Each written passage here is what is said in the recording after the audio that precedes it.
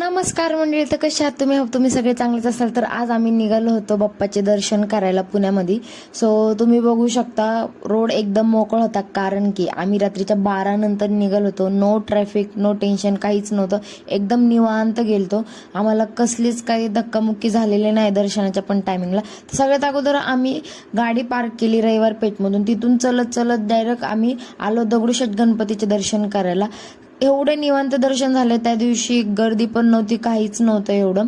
So खूप निवांत दर्शन झाले. आणि तुम्ही बघू शकता बाप्पाची मूर्ती एवढी सुंदर वाटत होती, म्हणजेच बघूनच प्रसन्न वाटत होतं डोळ्यांना. तर तिथून बाहेर आलो. तर तिथून बाहेर आलेलं आम्ही खरवस घेतलं, कारण की आम्हाला सगळ्यांना खूप खूप आवडतं खरवस खायला.